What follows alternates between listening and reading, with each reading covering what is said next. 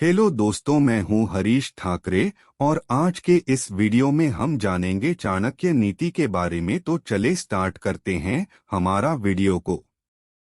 एक बुद्धिमान वही है जो अपनी कमियों को किसी के सामने उजागर न करें। घर की गुप्त बातें, धन का विनाश, दुष्टों द्वारा धोखा, अपमान, मन का चिंता, इन बातों को अपने तक ही सीमित रखना चाहिए। दो मनुष्य अकेला ही जन्म लेता है, अकेला ही दुख भोगता है, अकेला ही मोक्ष का अधिकारी होता है और अकेला ही नरक जाता है। आठ रिश्ते नाते तो क्षण भंगुर हैं, हमें अकेले ही दुनिया के मंच पर अभिनय करना पड़ता है। तीन विद्वान सब जगह सम्माननीय होता है, अपने उच्च गुणों के कारण देश विदेश सभी जगह वह पूजनीय होता है। चार विद्या ही सर्वोच्च धन है, विद्या के कारण ही खाली हाथ होने पर भी विदेश में भी धन कमाया जा सकता है तथा मान सम्मान बढ़ाया जा सकता है। विद्या के अभाव में उच्च कुल में जन्मा व्यक्ति भी सम्मान नहीं पाता है। पांच सुपात्र को दिए गए धन का फल अनंत काल तक मिलता रहता है, भूखे को दिए गए भोजन का यश कभी खत्म नहीं होता। दान देना सबसे महान कार्य है। छह बिना सत्य के सारा संसार व्यर्थ है, संसार में सब कुछ सत्य पर टिका है। सत्य के तेज से ही सूर्य तपता है, सत्य पर ही पृथ्वी टिकी है, सत्य के प्रभाव से ही वायु बहती है। सत्य ही जीवन का सच है। सात गधा बहुत संतोषी जीव है, थकने पर भी वह बोझ ढोता रहता है, सर्दी गर्मी की उसे परवाह नहीं रहती, संतुष्ट भाव से जो मिल जाए उसी से गुजर बसर करना, ये बातें गधे से सीखनी चाहिए। आठ जो मनुष्य न तो विद्वान है, न दानी है, न साधक, जिसमें शीलता का अभाव है, गुणहीन है, अधर्मी है, ऐसा मनुष्य पशु के समान है। ऐसे मनुष्य पृथ्वी पर भार के समान है। नौ भावनाएं इंसान को इंसान से जोड़ती हैं।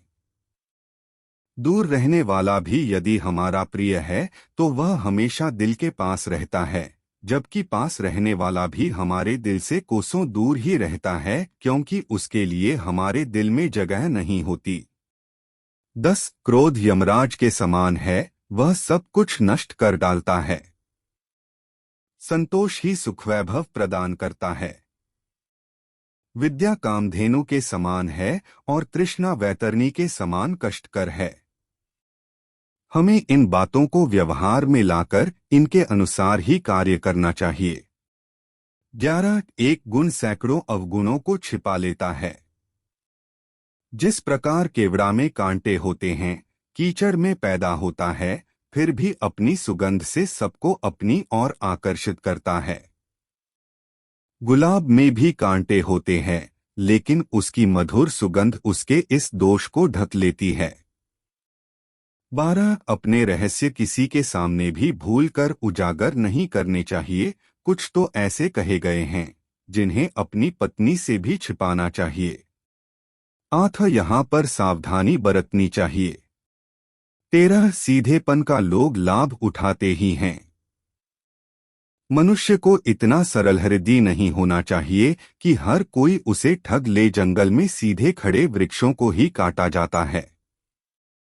टेढ़े मेढ़े वृक्ष बड़े शान से सीना ताने खड़े रहते हैं।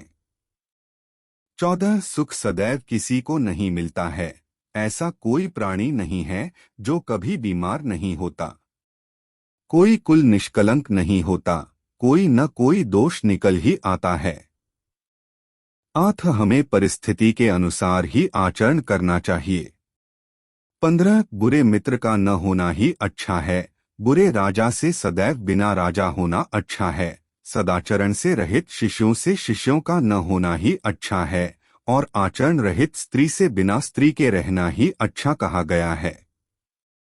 16 समझदार वही है जो फूंक फूंक कर कदम रखे, पानी को छान कर पिए, शास्त्रानुसार वाक्य बोले और सोच विचार कर कर्म करे। इस तरह किए गए कार्य में सफलता अवश्य मिलती है। 17 विद्वान को सत्य बोलकर, लोभी लालची को धन देकर, अहंकारी को हाथ जोड़कर और मूर्ख को मनमानी से न रोककर वश में किया जा सकता है। ऐसा व्यवहार करके इनसे कोई भी मनचाहा काम करवाया जा सकता है।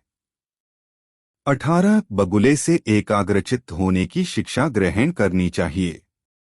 जिस प्रकार बगुला अपनी समस्त क्रियाओं को त्याग कर एकाग्रचित्त हो अपने शिकार का ध्यान करता है और मुनिजनों को बगुले के तरह श्रेष्ठ आसन अपनाना चाहिए।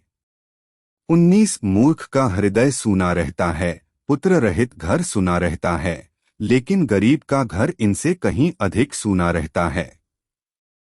8 आदमी को परिश्रम करके इस पर विजय पानी चाहिए। 20 दुर्जन को साहस से, बलवान को अनुकूल व्यवहार से और समान शक्तिशाली को नम्रता से अथवा अपनी ताकत से वश में करना चाहिए।